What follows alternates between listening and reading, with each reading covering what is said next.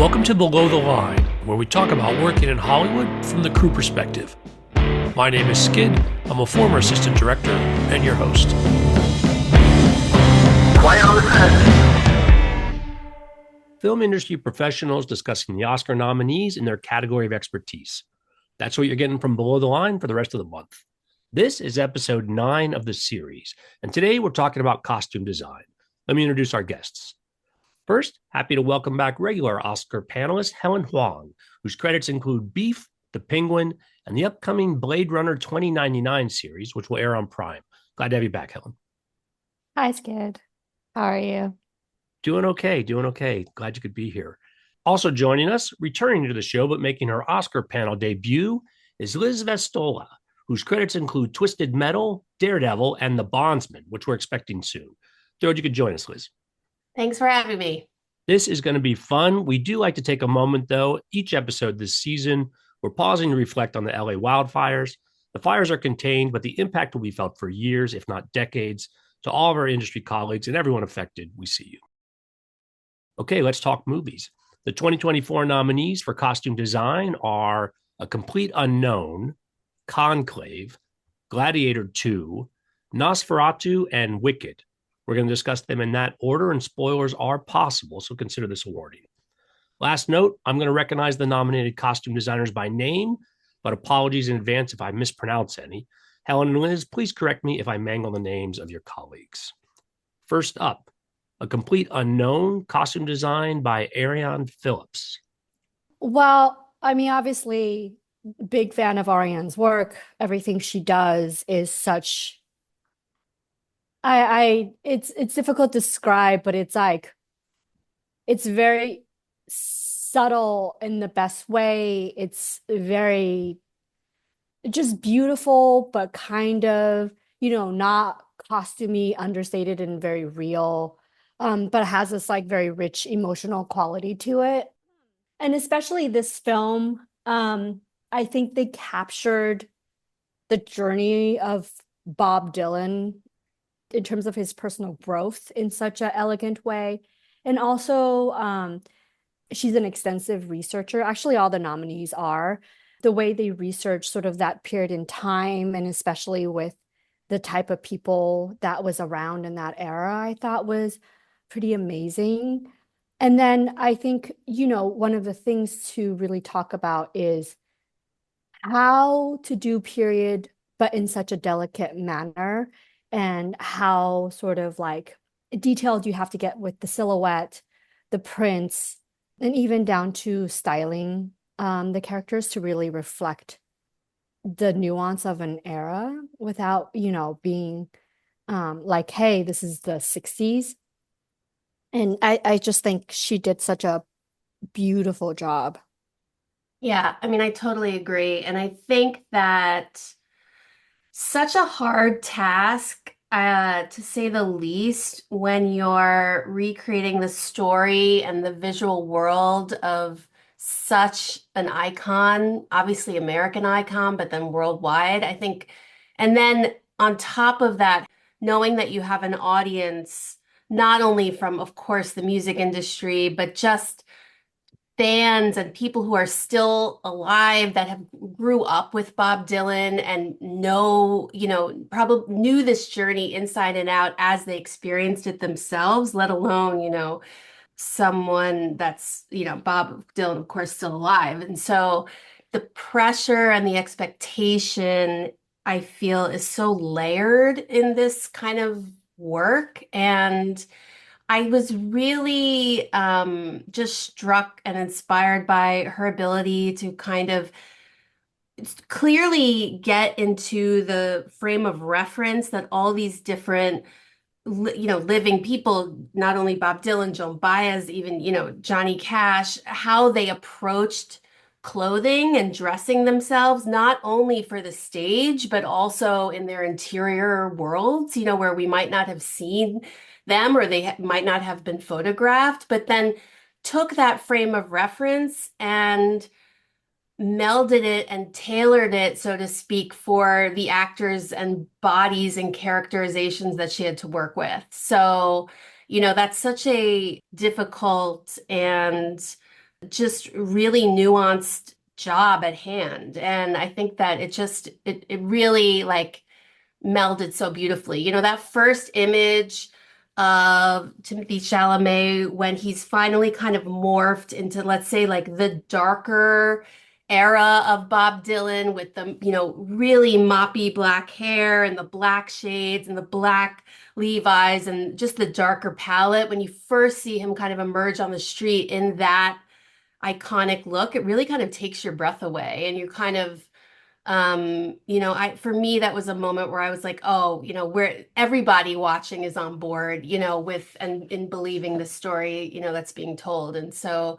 and it's just like really beautiful to see costume achieve so much of that in the storytelling. That was like such a strong reveal when he Mhm. came the full sort of like that iconic Dylan with the hair and the shades. You know, I read somewhere that Ariane sourced a lot of vintage for the movie, which I think is actually technically pretty amazing because a lot of times, you know, on a technical level, you want to use vintage when you're doing vintage films, but time really limits you. Sometimes budget does too, because when you buy vintage, you can't really necessarily like return. So it is a mass amount of resources to look at vintage clothing to use them for a movie. So I think that part of it was really like amazing because I remember I think she found like a Romanesque coat for Sylvie Mm. for Dakota Fanning's character, and that's I think that's pretty spectacular for her to be able to do that. Other elements I feel like that she accomplished so well is like this idea of where the artists have been as they journey throughout their lives. So, like, there was a particular coat that Joan Baez like wore that was after she did some research, they discovered it was probably a Mary Quant, so a London designer from the 60s. And they recreated that coat, but because the images of Joan were in black and white, they decided to change, you know, to sort of make up the color of what she would appear on screen. And this is, I feel like, sort of like a thread that you'll see in a lot of these nominees is like they do really intensive sort of research, whether historical through images, whether it's painting, if the time frame is, you know, different and before photography and then photography, but then a lot of their sort of custom builds are adjusted in terms of color or fabrication to fit the particular project that they're in, whether reflecting how that item of clothing goes with the cinematography or the production design or how it follows the narrative of the story. And I think her in particular, when researching Dylan in terms of like where he was at the beginning of the film, the middle of the film, and the last images of the film, and then even how, you know, these artists travel to London and were inspired by, you know, the mod kind of London aesthetic. It was pretty like this undercurrent of where they have been and how that projects on screen is kind of like psychological background for the audience and lends itself to the realism and the believability of what's going on screen.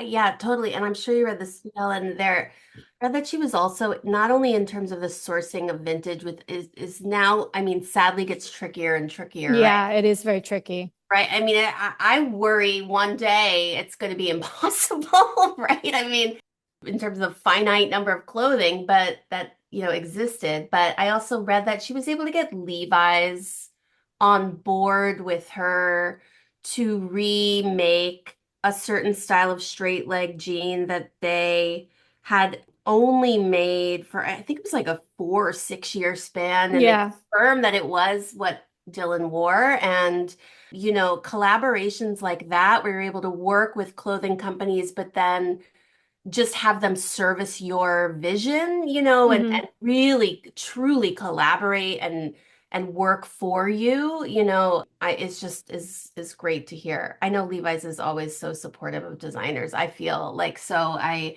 didn't surprise me that that came about, but yeah, it's Yeah, really, it might get even rougher in the years to come with vintage and yeah. I think it's just for me when I think about, that type of sourcing and then sort of collaboration with brands to remake things, it's just the enormous amount of time that it does take. And I feel like for me personally, it's not really about finding the vintage, it's more about productions shrinking your prep time Yeah. and sort of not giving as much weight to things being authentic or things looking special, or like in sadder terms, like the way we know how to do them and sort of asking us for the shortcuts. But she has worked with Jim Mangold for like 6 films. And I feel like when you have collaborators in a director like that, they then can be an advocate for your creative process and allow production, if it's important to them, to give you the time and the resources to do things the way that you know would take a film from visually from in costume design from like 80 to like 100. I'm sure you felt that, Liz, in terms of Yeah. the expectations of our industry in terms of what they think is acceptable. I think it's very weird because you have your own standards and then there's the acceptable standards of your production. So Yeah. All right, we are off to an informative start. We're going to move on to the second film on our list, Conclave, costume design by Lissy Crystal. Conclave is, I love this movie like so much. I think, I don't know, for lack of a better way to say it, Conclave is a film that was so surprising in terms of like A, how amazing the storytelling is, but B, how they were able to make spaces I feel like can be filmed in a way that's not very interesting and make them interesting. So, like the idea of the production design where they took, different elements of where, the Vatican and sort of like changed it a little bit just so it has this like charge that's parallel with the tension of the narrative, I think was amazing. And then her costume design in terms of like how it fits as a graphic image in the movie, so superb. Like doing uniforms, regardless, is very hard on research, but also the decision of having strong uniforms and then having it just be the majority of the screen time. How much of it is real? How much of it do we really take from the research that we could use in it? And then how much of it do we heighten or sort of change for cinematic purposes on screen? And for example, she talked a lot about the type of reds the cardinal was wearing. The current red, I think, is a very poppy kind of like orangey based red. And she used red from the 1960s where it was a little bit darker because she felt like as an image that is stronger and also more palatable to the audience. She changed the fabric to make it wool, so it feels heavier. I think all these sort of small adjustments make a film just in general more cohesive. These liberties, and then just like what is research and what is cinematic bandwidth, just like giving you the creative freedom to be like, this is a film, you know, we are creating images. And so, therefore, after all the research, after understanding all the details, we choose to edit these details. And I feel like that's very important to talk about because it doesn't matter if a film is period, which a lot of these films are, or if a film is contemporary. The director is choosing with his camera to edit how the world should look. And the production designer is doing that as well as a cinematographer. And so when it comes to costume design, I think sometimes people don't think of the fact that even with contemporary clothes, we are editing a version of the world for the audience to see. And it has a lot to do with how everything, the trifecta of visuals appear on screen. And so I think it's very important to point out in something like this is that they took something that could be not so interesting and highlighted it. It took it to a different level because they did this round of research and then editing and then considering the cinematic world as a whole to the audience. And I think what's so remarkable about this version of exactly what you're talking about, Helen, is as an audience member who has not done that research, like Yeah. who may not even, be familiar at all, there's not a moment in watching Conclave where you're taken out of it because you're Yeah. questioning. And even in this film, they took such incredible, like, fine art liberties in terms of the way they used color between not only, the costumes, but production design, the camera. I mean, there's such intense moments of color where you're really feeling you're looking at like the modernist painting version of a Hmm. 16th century tradition. I mean, it is like it's so sumptuous and saturated. Going off of what you're saying, Helen, as well, I know that, Isabella Rossellini's costume was a complete departure, Yeah.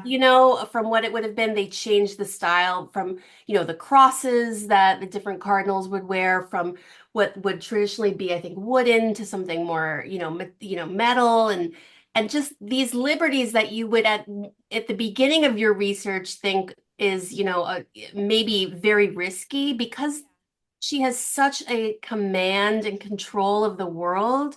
She's able to take these steps in the costume design that enhance the storytelling and also enhance just the art of the film without you falling out of it. Without ever someone watching the movie and be like, is that really? You just believe it wholesale because in essence, it's just so she achieves the world and the sort of severity of it all to such like a perfect degree that the color and the fabrication and the even cut of, the nuns' outfits are, she's able to make these kind of artistic choices for the betterment of the work, and I think that that is like just such an achievement, and something that even me reading about, the process of the film, I didn't even expect to read. I expected to read that this was the red and this is the wool and this is it. But the fact that they were able to make these choices and be so successful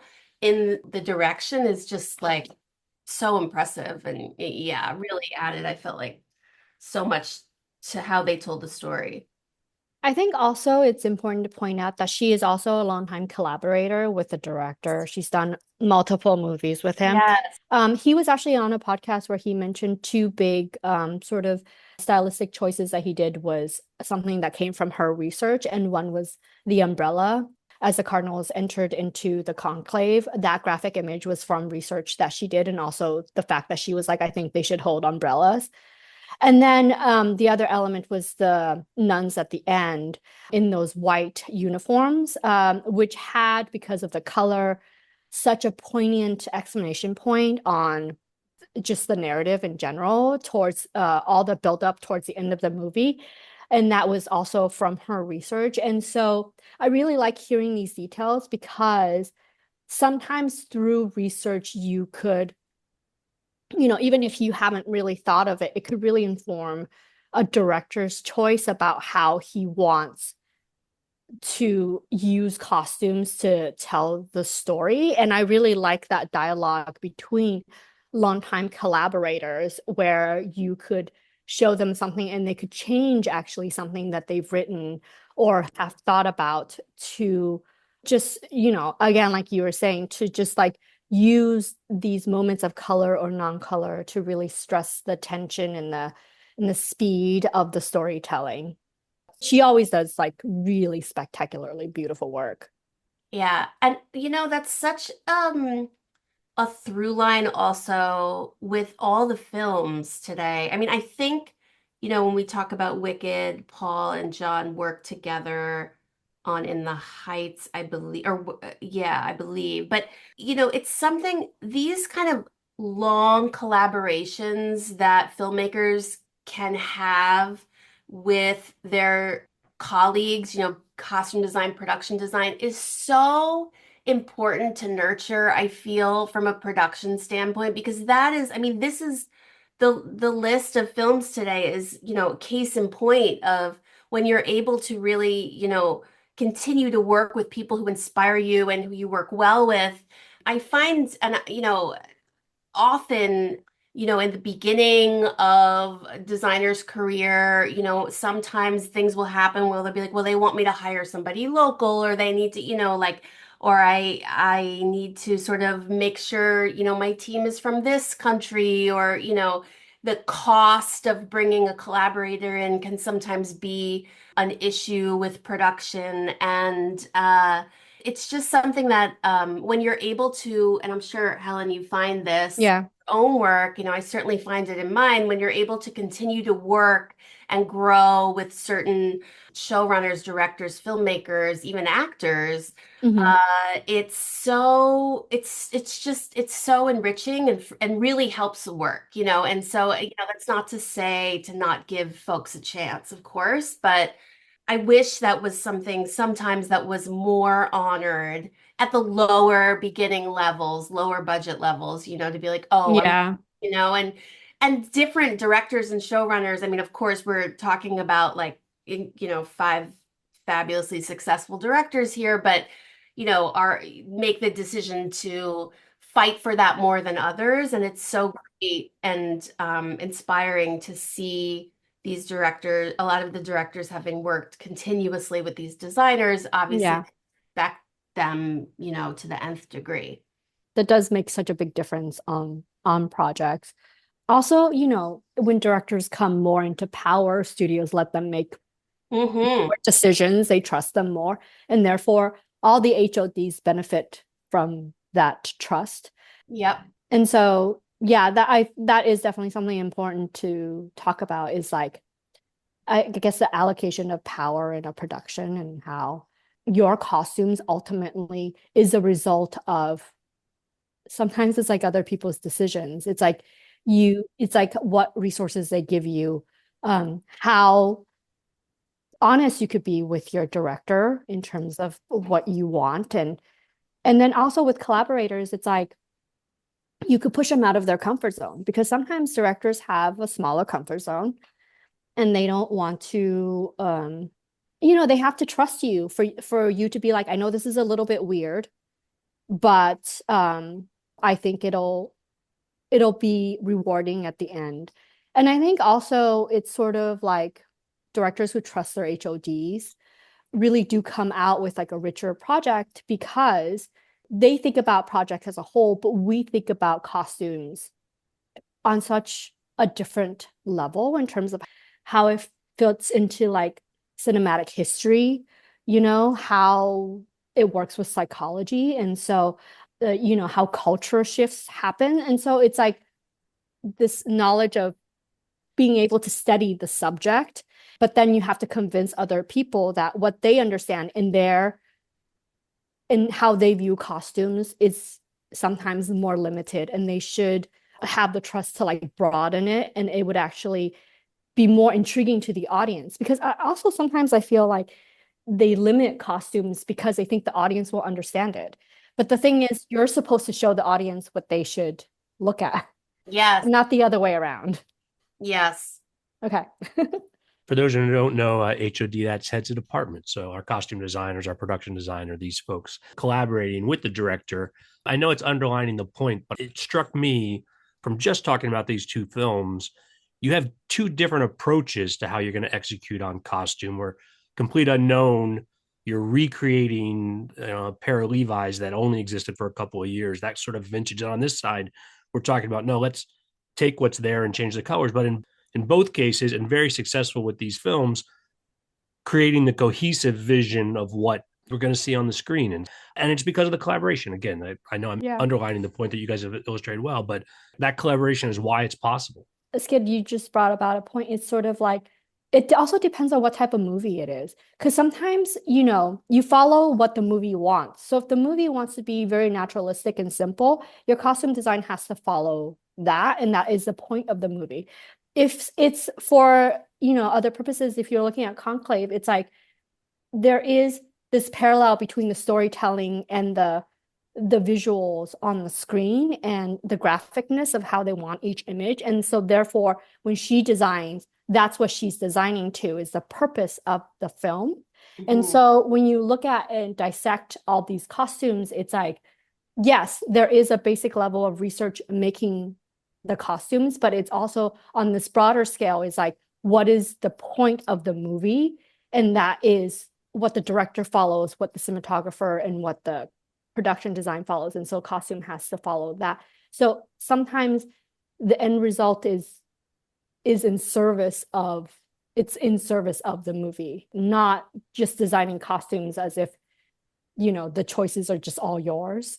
Yeah, I totally agree. And I also think that, to some extent, people's proximity to a complete unknown, Mhm. you might drive some of that as well, where it might take you out in a way to just change the cut of Yeah, clothes that he's wearing in a way that's like, um, there is a little bit more of a maybe an audience want, an expectation, which, you can either play to or not play to.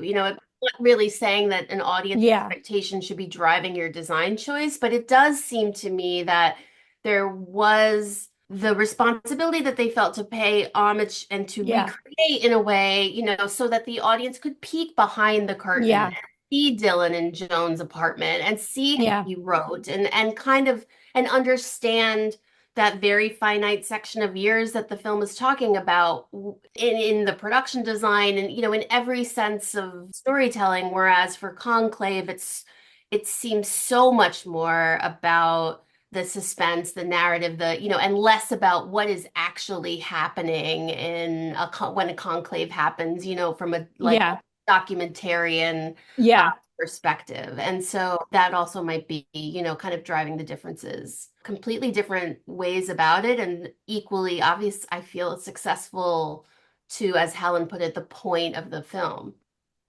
Well, let's carry this thinking into our discussion about the third film on our list, Gladiator II, costume design by Janty Yates and Dave Crossman. Is it Janty or Yanty? I don't know. I think it's Janty because Okay, good. we talked to her when we were going to Prague. Um, Liz, do you want to start us out? Yeah, I mean, I think that this has seemed to me such an interesting, knowing that Janty had designed the first Gladiator movie 20 years prior. It felt in, kind of watching the movie, I had this sort of parallel experience, not only in just, wanting to take in the costume design from, the perspective of any viewer, but also just this kind of thought into like the thesis that she's returning to, when in returning to this material and coming at it, kind of 20 years later and a similar storyline, a similar of course, we flash forwarded, a certain amount of years in Gladiator 2 from Gladiator 1, and kind of responding to the world in a way that kind of matched, how the protagonist, being Maximus's son, there was kind of a parallel there between like her returning to the material, the family, seeing the family as a new iteration of this material and how she was going to approach that. And then, of course, the first movie being so wildly successful and iconic, and how you're going to come back to it and pay homage to it, but also breathe new life, into the costumes and think about, a more modern, present day eye on the world. And, it was kind of interesting also in reading about how she went about it and different traditions and, historical reference that she borrowed from. I read that, she used Indian saris in order to kind of make some of the toga and tunic draping for the women, and of course, more of kind of a, let's say, like bombastic flair with Denzel Washington's costumes, and how it feels similar in that when you are so close to and have done such a phenomenal amount of, and decades, let's say, worth of research in the setting of the film that you're able to then, it so well and you feel so confident. And again, the collaboration is there that you're able to take more artistic license in order to service the characters and the story, which I feel like otherwise might feel like a very finite amount that you're allowed to play with. I think when a sort of usual sensibility when thinking about Roman costume and historical dress is that, it's a very kind of finite toolbox that you have to play with. And so to hear that she's able to kind of borrow and use and kind of reinterpolate different ideas into that toolbox and again never make it feel like you're out of the world, I think is really inspiring, especially for a movie on that scale. I think speaking to just in terms of like fabrication for a movie like that and sort of textile research and availability, we'll get into this also when we talk about Nosferatu. Mhm. It's like movies past like a certain decade, even with The Complete Unknown, I've heard movies past a certain amount of time frame. It's like you don't have photographic evidence. A lot of the clothes does not survive in museums. And so a lot of the museum pieces are also reconstructions. I know she looked at a lot of paintings for her references. Like for Denzel's character, she looked at Jean-Léon Jerome in terms of like paintings. And I was thinking about this idea of like capturing the feeling of a time frame rather than obviously they can't do it exactly because those textiles don't exist anymore. Those artisans that made those things don't exist. Some colorways and how they dye things don't exist anymore. And obviously with the production, things can't be done in the exact same way and it has to move faster. And so like her sourcing, like you said, the textiles from India, to create some of the tunics is just another way of understanding how your materials, it doesn't have to be exact, but the research that you do, the understanding from your director and production designer is to understand sort of where you're going in terms of like how the feeling of what your textiles, what you want on the screen to get an approximate feeling of the time period that you're trying to do. And I think that's very interesting. The other thing I think is very interesting is like just in general of trying to find artisans that could still do the embroider work or still do that dye work.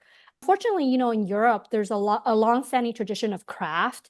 And so you do find all these artisans that's able to do all these things that you might not actually been able to get people to do in the US because they have more of a history of craft and sort of like holding on to the craftsmanship and that's needed for something like that. And so I feel like that's also very interesting is how you as a designer solve the problem of you don't have the original sort of even the original materials and how you would go about transforming materials today or supplementing it to where it really feels like the time period. And obviously there is something really interesting about looking at a time period through the interpretation of a painting or a painter, because also I feel like that in itself is already a derivative of actual fact. And so it's like seeing things through actual lens, then seeing things through a secondary lens in terms of painting, and then having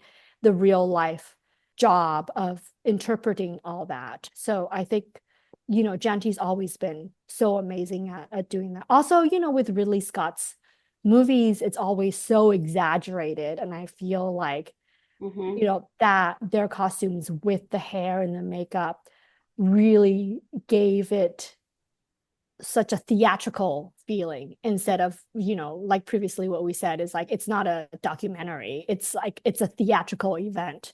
And so everything is sort of approached with that level of like theatricality.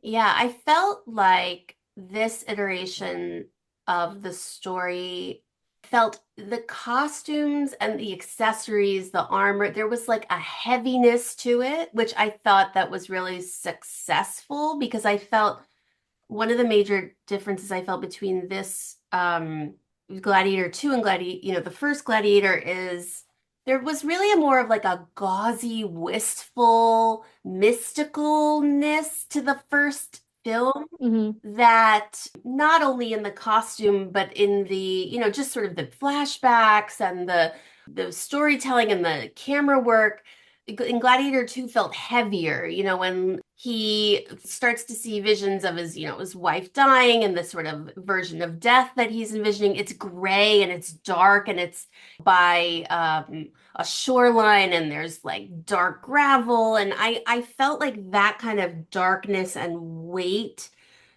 kind of worked through not only in the heavy of course the accessories. I'm thinking of Denzel, he's always sporting the earrings which are now so iconic, just this sort of like really heavy metal, but also even in using kind of sari fabrics and this heavy embroidery. And even I think I read at one point on one of the pieces of armor, they were thinking of, I think it's the armor that has like the two horses facing each other or two motifs facing each other. It was going to be one, and then she liked it so much, she's like, let's just put them both. It's kind of this like more is more mentality, which I think also matches the vibe of this film, and I Yeah. think goes along with your read, Helen, of the heightened theatricality and wanting the stakes to be even higher, to feel more investment in this version of the story. And I really felt like that came through in the costume. And it also might, speak to a present day eye on, now that we've seen Gladiator 20 years before, and we've seen iterations of the Colosseum and Rome and, different sort of looking back at, just Roman costume. It's kind of, it's like adding something to it and telling more, the story in a more kind of intense and new and heavy way, which I thought was really interesting. All you said is I completely agree with. This is a hard thing to sort of articulate. But in terms of like a period costume movies, I feel like there is this element of you can't escape the decade that it was made in. And Mhm. so the first film was made in the 2000s, and it's sort of like the colorways, the fabric choices, everything is sort of tied to things that were viewed as cinematic or viewed as attractive at the time, even Yeah. silhouettes, because sometimes with silhouettes, you're tailoring it to like what actors are used to, even though it is a very historical film. And so you can't escape the decade really that it's made in. I mean, it was made in the 2000s, but it looks like it was made in like the late 1990s, in terms of the first film. And then in the second film, obviously, even with new technology, maybe how Ridley likes to shoot, if he's shooting faster, all things like that really influence, like the trend of the day really influence how films look and how different they look, especially in something that's a sequel like 20 years later. And so I think that's very interesting. Going back to Denzel's character, I also think it's interesting, in terms of like if you talk about what actors are comfortable with, Hmm. is that you could do all this research or you could be like, this is fabulous and you could wear this and it's fabulous. But if they don't want to wear it, because I think she wanted him to wear a turban Hmm. and he didn't want to wear a turban. And so it's sort of like what you see on screen again is like a collaboration between everyone, but also what the actors are comfortable with and the input. Also, Liz, you probably know this. It's like the bigger the actor, the more they have a say A in terms hundred of like what percent. they wear. Yeah. And so A if hundred you like percent. do all this fabulous research and they come in a fitting and they're like, nope, that's not happening. And you Yeah. have to like really, really adjust to sort of like, okay, what do I know that they're okay with? What is their box? And then giving them that box and then being like, hey, here's some bangles, Yeah. here's some earrings. Do you also want to put this on? And so it's this dance of being in service to the production, being in service to your director, and then when actors coming in, being in service to them a little bit too, and in something historical like this, and to see what the final costume is, in terms of that kind of dialogue. Don't you always find too, Helen, that after you have fitting with either the number one, or if it's maybe a actor or actress in your project that's of outsized celebrity to the comparison to everybody else. And the Mhm. showrunner, the director is always like, so how did it go? Like, are they going to wear what Yeah. they were going to wear? And you sort of have to like decompress, Well, and it's always the reaction or the sort of like, so what do you know that I don't know? um, Yeah. actually, like a little bit of industry tidbit, is that my approach now is more like that's your problem. Yes. That's not my problem. Like I show them what you Yeah. want. I show them what I like. You can't make anybody, whether they're big or small. Actually, I've had this problem with, not problem, but it's just like it's just a part of it. Yeah. With bigger actors, smaller actors, obviously smaller actors, they'll put things on, even if they don't like it. Also, it depends on the project. Sometimes if the project is very period and it's removed from what they normally wear, it's easier to convince them to wear things. But if you really want them to wear something, that is a director problem and that is a producer problem. That is not my Yes. problem. Yes. And what you're saying is very correct, is like sometimes they put it on you to be like, did you convince them? And it's like, Right. I don't get paid enough to get into an argument with the number one. So you get paid enough to Yeah. do it. And so, not to say that you have that happen a lot, but there are instances where that has happened and you're just like, not my problem. Mhm, mhm. And I think ultimately, I mean, to bring it back to Gladiator II, I mean, clearly Denzel's character, clearly she's inspired by and is in service to his characterization. Yes. And so everything that she brought to the table, costume wise, and that he ultimately wears, feels so in sync with how He is as a person. Yeah. exactly. And that, you can do so much research and so make so many choices, and it really doesn't get crystallized until you're in that fitting and you're in, or, hopefully you're talking beforehand, but whatever the schedule allows for, and you're able to kind of like riff off of each other and understand what the actor is going to do and how they're going to portray the character, and then you can fine tune and sort of collaborate in a way that'll be successful for you both, Yeah. Yeah. Because also if actors wearing something uncomfortable or they feel like it's distracting, it does affect their performance. And so Totally. ultimately it's like, if they want something pared back, you sort of you figure out what they want and you design something that fits in the space of what they want and what the project is. Yeah. And so that's the ultimate dialogue and compromise. And I don't want to say anything in terms of like, oh, this is like a negative thing. It's not. It's like there is so much conversation Mm-hmm. as a costume designer before people see the final product. And I feel like we should dispel the myth that what goes on screen is everything we hope it would be, everything that we wanted it to be, because Totally. we are in the end in service of characters and in service of our director in the movies and what they're trying to produce. And so we're a part of a system, Yep. and there's a lot of pieces to that system before you see what you see on screen. And so I'm sure you would agree, it's to highlight all the problem solving that we have to do Yes. in terms of like people understanding that it's a craft. We're not developing a collection on a runway. It's a very different process. It's not just about the clothes. And so you have to navigate a whole slew of things on top of producing clothes. And Yes. so that's what makes costume design its own thing. And we're not stylists or fashion designers. It's very much its own niche thing that people study so much and is a part of a long tradition of cinematic craft. Yeah. 100%. Exploring that is why we do those episodes. I really appreciate you guys bringing on this all Thank you. all the prompts I was asked about that movie, about the sequel, about costume major actors. You guys did without me saying anything. See, we're in good hands. We're in good hands. Share your expertise and thoughts about the fourth film on our list, Nosferatu, costume design by Linda Muir. Well, first of all, it's like a very scrumptious film, but all his films are.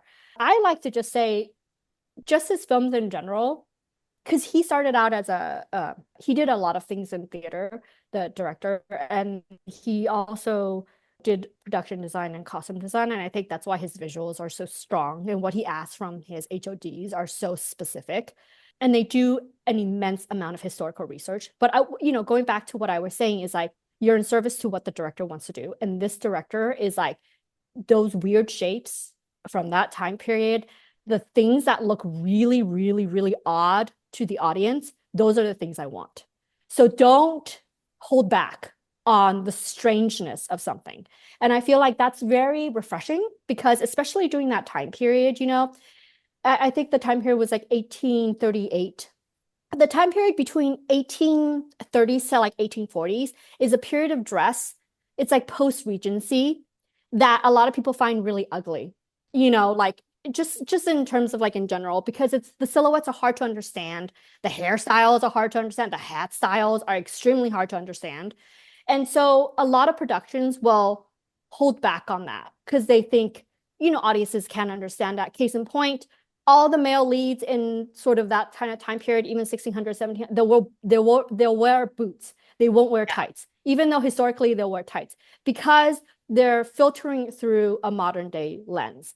But for Edgar's, he wants it real. And I think that's what makes his movies so special. And people are like, this is amazing. But they don't understand that it's because he allows sort of like the weirdness, the truthfulness of a time period to come through.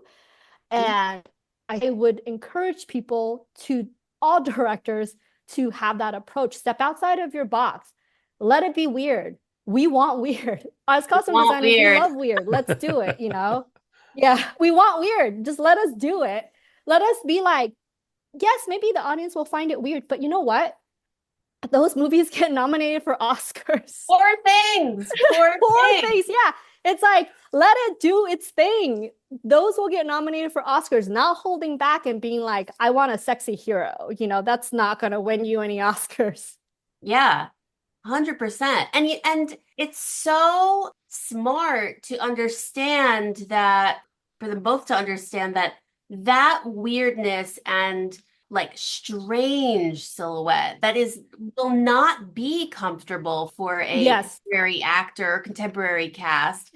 It adds to the horror of, adds to sort of those silhouettes that's sort of like straight on, and then following the camera then to something else that's that's going to be the only thing taking up most of your frame, helps the horror and helps the sort of like even the moments of jump scare, that and again sort of applauding a movie where the costume design is so integral to the storytelling and then also to the genre.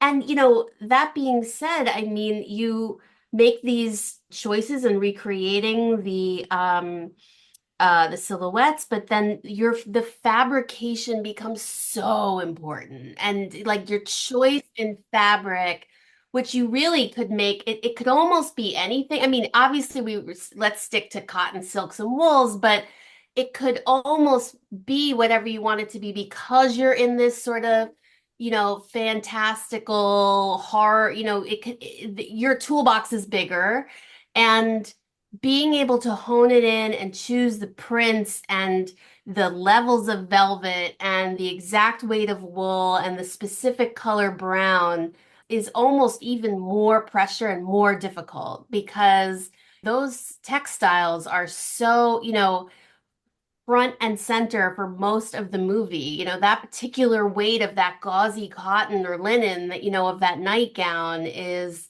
or that particular floral print is just such a literal fabric of the film. It almost, becomes with the production design as well, because so much of the production design is so dark, that agonizing over those details it's just so amazing and beautiful, the choices made.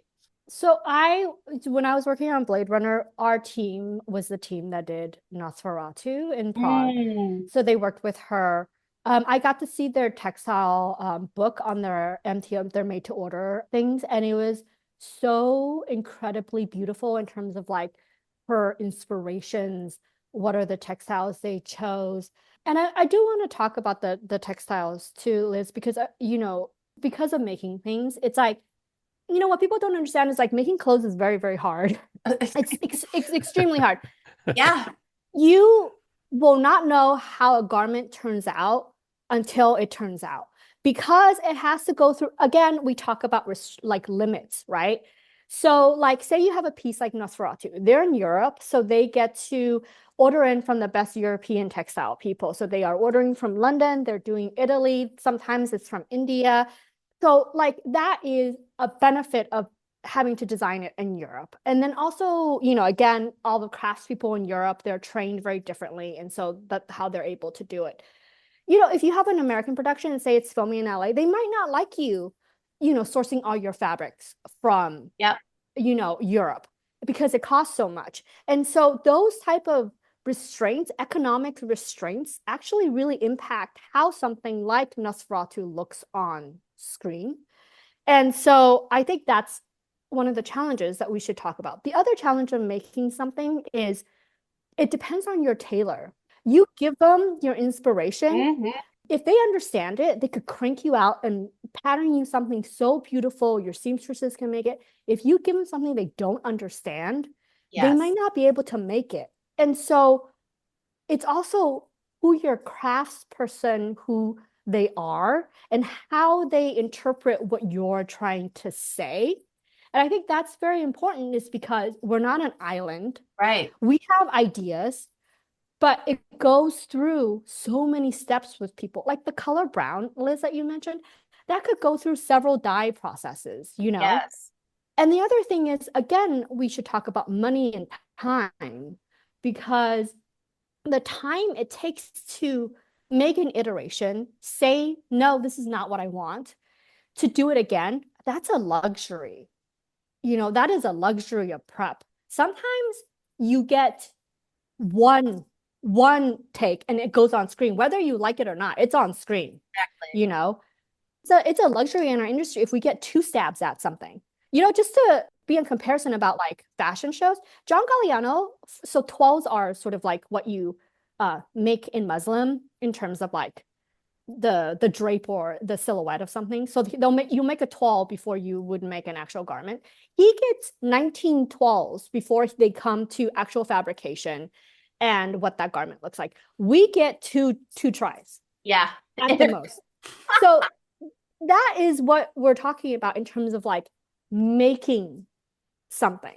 And so the fact that this film looks like the way it does almost is Extraordinary. amazing, Yeah. extraordinary in terms of her skill, the skills of her tailors, the skills of her dyers, and then what Edgar's is also his standards and what he looks for.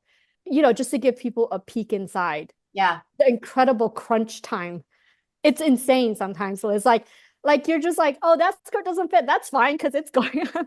Like no production has ever stopped itself because a costume is not ready. No, no. And it's so true. Costume design is so much about at any level, at the very high budget, even at, lower budget, assessing what you have in the room from your tailor. If you have a dye, what dye house are you using? Yeah. Who your shop buyers are, et cetera, who the stitchers are, and then having to make the decision of, well, what it like, how do I need to then sort of Yes. I got to get something successful with the amazing folks that I have and what people's strengths are and what, and having to sort of manage that is such an untaught, not a taught, tool. It's something you even, continue to refine the more and more you work in the different departments you have. And the other thing that I think becomes more and more difficult is that the fabrics we work with, they say they're 100 cotton, they say they're, 60/40 something, they may or may not be that, and also what are in modern day, what are the additional chemicals that have been, created, crafted, and then kind of like dumped all over the fabrics in order to be able to withstand staining and withstand dye and,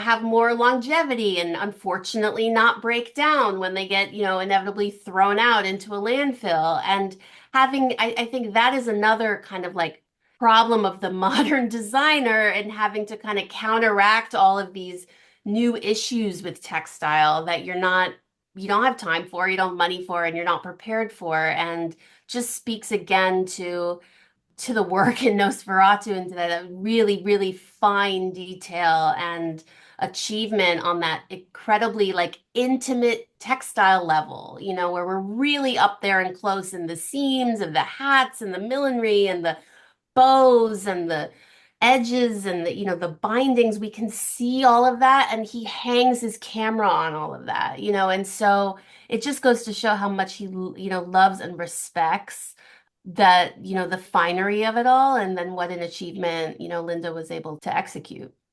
Something else that I want to talk about and point out is like, so with period costumes, especially with women, a lot of the structure comes from the underpinnings. And I really like that in this movie, because of her character and sort of like the undressed parts of her character, you get to see sort of all these things that really create the look of the silhouette.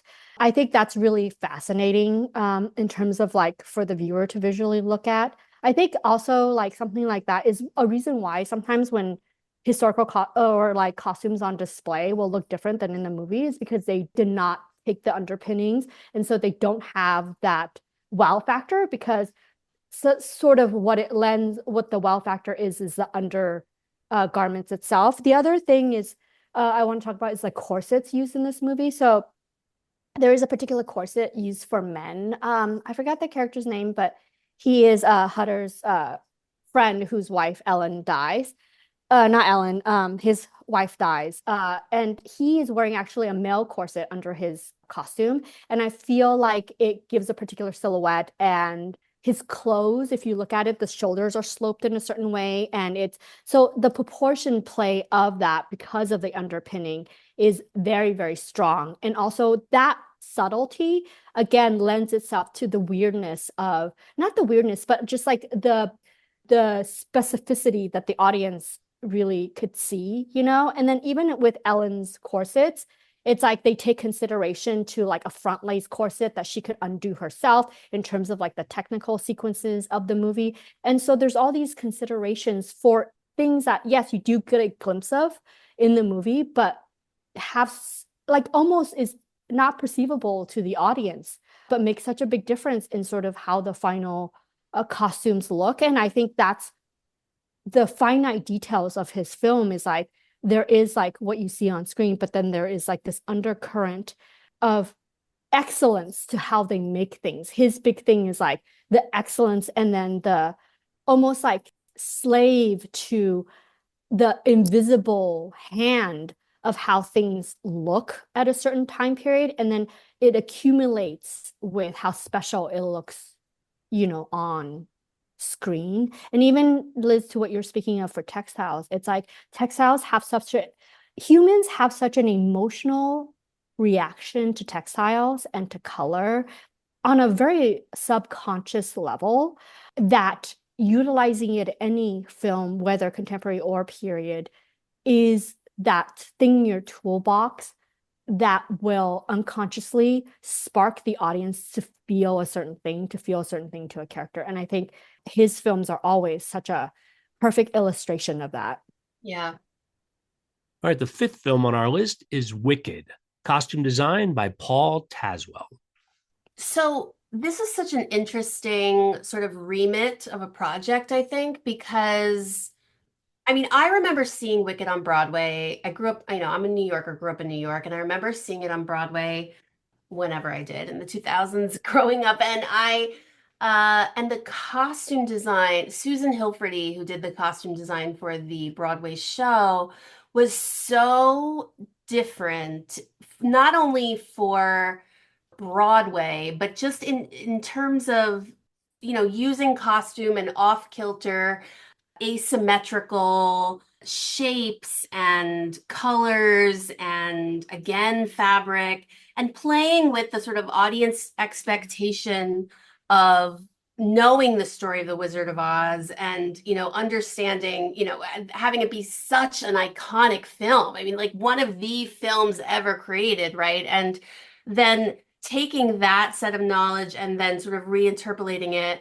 in Wicked and in this new story, born of, the Wizard of Oz, just her use of pinstripe and the way in which, suits are sort of, there's one shoulder on one side and then one kind of raglan sleeve on another. And it was really, it still continues to be remarkable. I mean, the same costumes are still on Broadway that Susan designed all those years ago. And what immediately struck me about Wicked is Paul's ability to pay homage to that. And, there's so much in the marketing and the discussion around Wicked of paying homage to the musical and, sort of making sure that the fans of the musical feel serviced, and the creators of the musical obviously involved in the creation of the film. And Paul is able to do that, but on a cinematic level, get in there with sort of these pinstripes going down these shiz uniforms that then all of a sudden kind of lose their way and then kind of find themselves down the pants of the leg. I mean, all those tiny little details, it's as if he is like, I see you, Susan, and this is my sort of the way I, am interpreting what you did and also sort of, just making it outsized, for a enormous screen, so that when you watch it and you're able to really take in all of these details in a way that a audience for a musical can't, of course, from, beyond the proscenium of the stage.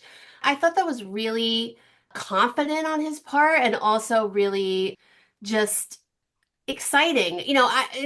I didn't think he, it's sort of it was interesting to me because I feel like he could have there was one way to handle the film would be to take a totally different direction, and to just be like, this is the musical on film, but we're taking licenses, and this is my new sort of take on how it's going to look. And, of course, Paul Tazwell comes from Broadway. He has such a storied history as designer on Broadway, least of which is, or most and least of which in Hamilton, and then has moved into film, of course. So he understands very, like, expertly both worlds and the needs of costume in both worlds. And so marrying the two in like a musical film feels just so natural for him, and it's also been interesting for me to see there are certain shapes that I feel like are so quintessentially his. I just saw on Broadway Death Becomes Her, which Paul also costume designed. I'm like, where is he at the time? I mean, he's like the man is booked and busy. And he does this sort of like back sweep up collar, often in that musical that is so dramatic. And then I see it, in the Madame Morrible costumes, which is, it's nice to feel that kind of signature, the way there are ways in which you feel like an Adrian signature or an Edith Head signature, running through. But I guess that's all to say that I just, his ability to kind of infuse his own perspective and expert hand at the sort of fantastical and musical into a world while simultaneously bringing Susan Hilferty's designs along with him, I think is really, really poetic, and also served the film and served the audience of the film, which I think the filmmakers from the outset were very vocal about wanting to bring along, like the audience was with them from the beginning and needs to stay with them throughout, the whole movies, and so you see that I think play out in the costume design. I mean, of course, like with Liz, I'm a big fan of Paul's. I think his career is very interesting in terms of like theater design to film design. Also, he does, I think, ballet also. Oh yeah. So in many essence, I feel like there's some interesting aspects to look at in terms of his design. First of all, I feel like his designs are very in tune with motion. So body motion, how people dance, things like that. So he designs superbly well to it. There is this like very interesting element of designing for theater and how it translates into film because, like you said, he has some hallmarks to his design. Another big one, I think, in terms of his design is like how graphic it is. So I feel like that also comes from theater where people are sitting further away. So the graphicness of a costume and how that pairs together is pretty specific in terms of like how people view it. And I think it's very interesting then to bring that hybrid into film, which is sometimes more nuanced and settled and is not used to such graphicness. So it's very bold. And, like Liz said, he's a very, very confident designer.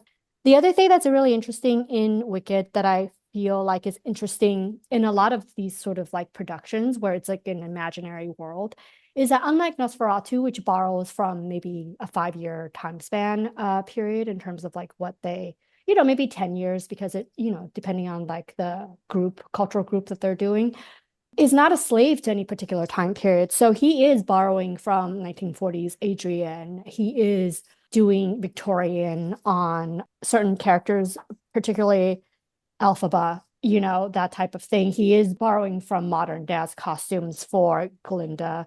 And so it's this like hybrid. And it's also, again, speaking to him as a confident designer, it's very scary to put all these things in one film and be like, how do all these aesthetic directions and languages work in terms of something as a whole? Because they come from such different places, they might not, without an expert hand, feel like they're in the same movie. But he is very experienced and super well versed and crafted. I think it was seamless in sort of creating the interesting pockets of this world while making the world look very cohesive. And then I'm a big fan of Black in general. So I loved his costumes for Alphaba in terms of like their Victorian silhouette, but also how he layered his material choices for her of Black, but having this like rich depth in terms of like fabric manipulation and dyeing techniques to make the Black of her costumes really kind of pop and be three-dimensional. I feel like that's extremely hard. And then just, his playfulness on silhouette, I feel like that does take a very confident designer because I think like a less confident one might lean more conservative and he's like, no, let's just sort of like go for it. So I think all these elements made Wicked extremely special and very unique. And I think Paul's vision and just like the amount of everything that he did is so substantial. Yeah, I mean, it's so whimsical, and that is a word that is sometimes frowned upon. It has its sort of context, but I often find that, sometimes collaborators will not, as you said, Helen, will ask for the more straightforward, or not want to have that hat take just one more turn to Yeah. the right, and this film is now like feels like it belongs in the Oxford English Dictionary, next to the definition of whimsy, but then one of the things that I always find very tricky about fantasy movies is, and movies where magic exists, is wanting to simultaneously like take me there visually, take me to whimsy, take me to strange and off kilter and asymmetric and layered. But I also need to believe that somebody made that dress, like that somehow this crown was created, that it has a hand to it. And if there's something about Wicked that feels very akin to me to Black Panther and Ruth's work on Black Panther, in that I think about Angela Bassett's crown piece and next to the Galinda crown, and think in wanting to feel like the hand of an artist, sort of tactile element and the works, the craftsmanship and the work behind these incredibly intricate filigreed three-dimensionally printed pieces, and I think both films are really successful in giving that sort of depth and layered feeling to these more out of thin air costumes, that, you could just go ahead and say that Merida Morrible took her wand, went like this, and she has a dress, but I think the ability to kind of really ground them, to use maybe an overused term, into feeling like they were made, is something that it feels to me like a hallmark of a lot of fantasy movies, thinking about even, a Star Wars, or, Dune, or Black Panther, Wicked. I think they're all in conversation with each other in terms of like, how do we take it to the nth degree of creativity while still not having costumes feel like planar, or without depth, or without a history, or without a sort of like process of how it was made within the world, and that to me feels like very enriched and very kind of, akin to the production design as well in Wicked, where you feel those layers and you can feel that kind of process that someone took to make it. Yeah. And then also going back to like design language. So, from what Liz said, I think a lot of fantasy, even sci-fi, there is this like sometimes like this you do want it to be very fantastical. And so like in designs in a different hand might be like, let's throw everything in the kitchen sink at it, which I actually feel like is too chaotic and not strong enough. And so I feel like with Paul, one of his best attribute is like he could take all these different design languages, but make something where the design language is very cohesive in one garment, and then multiplying that by however many costumes they have in the film. Yes. And so even though it's a very maximalist looking film, the details, the lines, they all are very cohesive. They make a lot of sense together. And I think that is the strength of, the designer, is like the end product looks like things on the garment are speaking the same language, instead of Yes. using different elements and different techniques and they seem like they're in different projects. And so that's his expertise in it. It's just so very strong. And then also, it does have that Broadway tradition, but I also really love that it does have that Adrian, tradition from the original movies, which I deeply, deeply love. And I feel like the audience gets to, as Liz says, have this like visual travel with them in terms of like what was the original, what was the interpretation, and what is Paul's final product. Yeah, I mean, totally. It has to, of course, the Broadway version, but it'd be with totally remiss not to mention that it has to be in visual dialogue with the original movie and with the Adrian designs, and it's so seamless the way in which he's able to do that.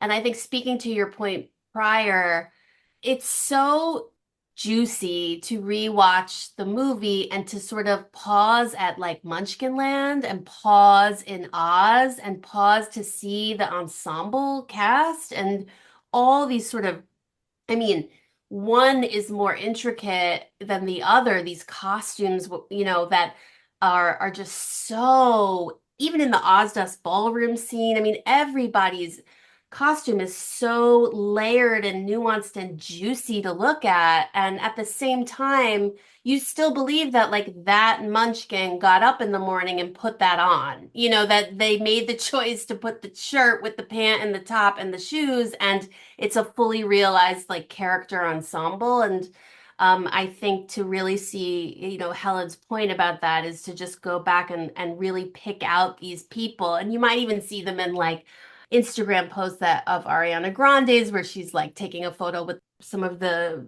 cast, and to see, as you look in the photos, you can just see how so many choices. And I mean, what an incredible team he had as well, to sort of be able to communicate his vision on such a varied but vast scale to all the different, populations of the movie, and then have it executed so beautifully. It's really like a triumph. Yeah, shout out to that team. Shout out to that team. We're always happy to team shout out on Yeah. team shout out on this show. Yeah. Want to recognize all the effort that goes into these. My takeaway from our conversation is that this is a really strong slate of contenders this year. All five of these is really the top of the craft on this. Whoever wins, I think there's no complaints on this. Whoever wins this group. That being said, are there any additional 2024 films you want to recognize for exemplary costume design? I have to shout out Furiosa, Mad Max Saga, Jenny Bevan. Oh, Jenny's she's chef's kiss. She's every time is chef's kiss. There is one costume in that. There's just I love a collage, assemblage. Like we got to take a bunch of different things and put it on a costume. It's just I think there's one costume in that movie for Chris Hemsworth.